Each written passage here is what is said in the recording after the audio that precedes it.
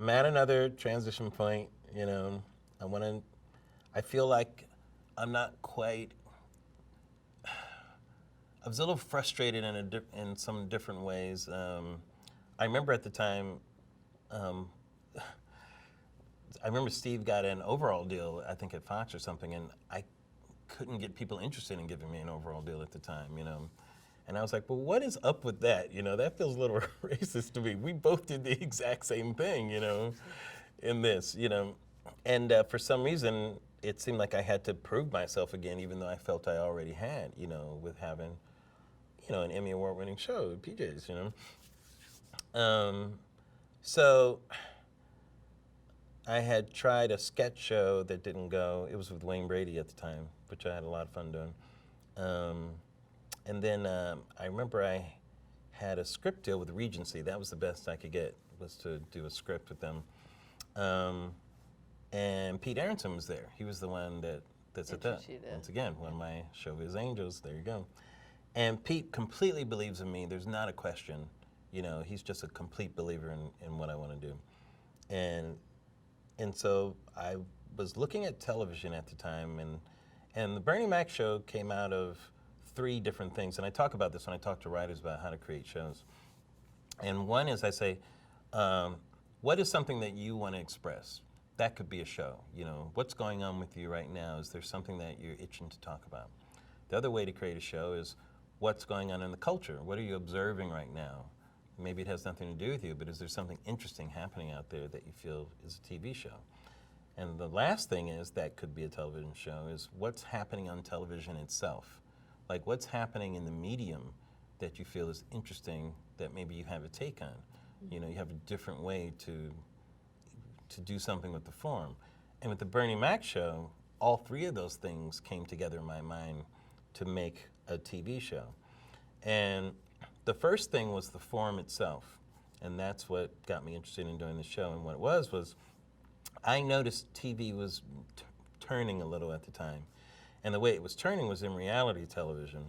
And like Real World had a huge success, and Survivor was just starting, I remember, and American Idol, I think, was just starting that summer, I think.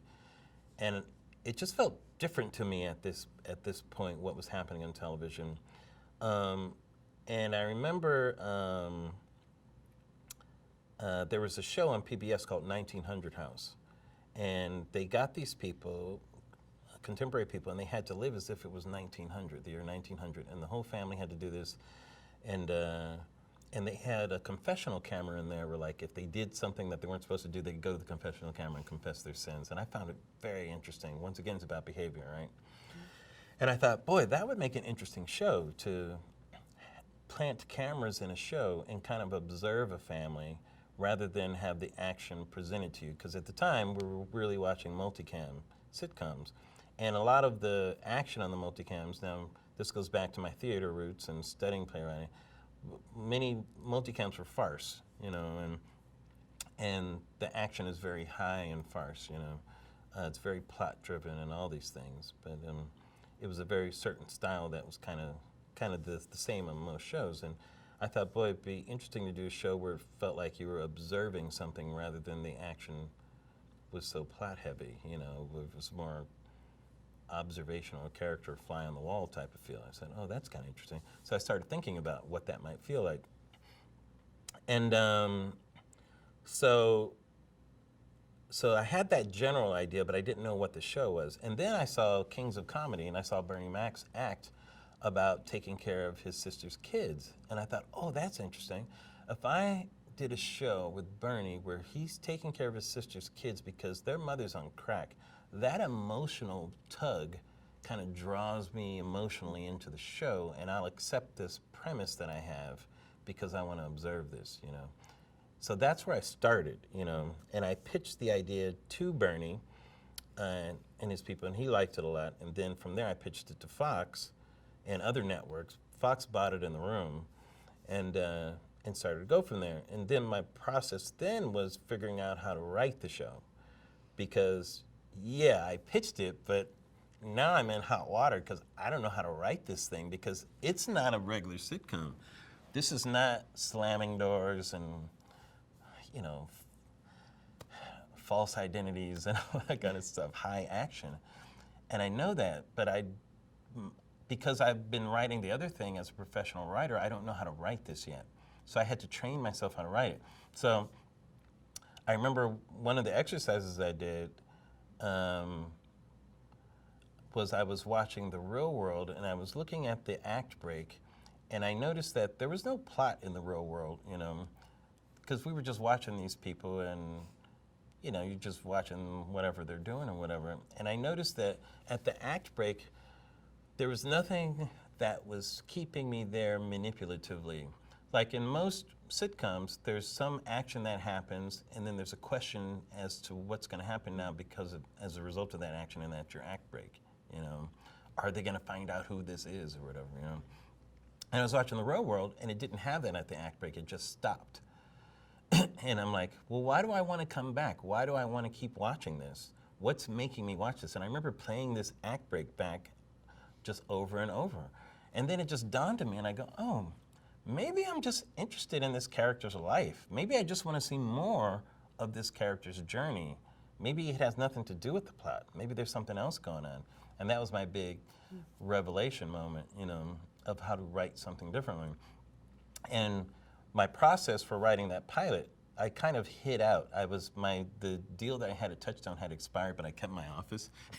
So I used to sneak on the lot. And Sneaking on the lot again. I was sneaking on the lot, I know. I'm going back to my old ways.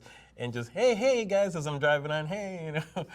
And I remember I was in that office. There was no assistant or anything, you know. I was like, and I was torturing myself. I wrote the same 3 pages for like 4 weeks. And I couldn't get past page 3. I couldn't get past it. I was stuck because I couldn't find the tone. I couldn't find the right thing, you know. And instinctively, I was just trying to figure this out, and I just didn't have it. And then finally, after about 4.5 weeks, and some days I would just be crying. Some days I'd go for a walk. Some days I wouldn't show up. I was tortured. I thought, I'm not going to get this done. And they were asking for an outline, and I couldn't give them an outline because I had to figure this out, and I didn't want them to interfere with the creative process while I was doing this, and I didn't know what to send them. So I just said, you know what, I'm just going to write this draft, and this draft will serve as an outline, you know. So I got them off my back. Plus, I don't think they were looking for it to be anything special at the time, too, you know. So then, after about 4.5 weeks, this is a true story, such a story of writers torturing ourselves, I got to page 4. What pushed you over? I have no idea, but I just got it. For some reason, I got it. I just got the tone. And I realized that I had to stop being so manipulative, and I just had to let these characters exist and just interact and just let them write the show, and I had to stop writing it. And it just poured out of me in the next 36 hours, just that whole draft. And that draft pretty much won the Emmy, like the following For the year. pilot. Yeah, you know, and it didn't change a lot from when we shot it. You know, there were some changes, but the way it poured out of me taught me so much about writing in that instance and how to create conflict differently. You know, that it didn't have to be in this way that we think it is in sitcoms, you know. Now I was observing something. It wasn't being thrown at me and presented in a way, you know. I was a conspirator watching this, you know. Yeah. And so I had to describe things a little differently, and I had to present the action. The action had to feel accidental a little bit, you know. So I'll give you an example. So one of the conventions was Bernie talking to the camera, and I used the conventional 1900 house. It was a confessional, was how I viewed that. And it was, America, you know Bernie Mac, you know I hate those kids. I can't, you know, and and I was gonna have him talking to us, but then something would happen and he would leave. And so that's an accident, right? Something happens, but I had to write it as an accident, and it had to feel like an accident. So how do you write that, right? Interesting question. It's one thing to say that, but how do you actually do that, right? So I put in intentional mistakes. So we heard that, and Bernie's like that, and then he leaves, and I wrote in that the camera stays there uncomfortably, and we hear him off screen. The reason why is because we didn't know he was going to leave, so we weren't ready for that. So what it creates is if this is happening right now as opposed to we know it's going to happen. If we know it's going to happen, I'm cutting as soon as he leaves that frame. If I don't know it's going to happen, he leaves the frame and I don't know if he's coming right back.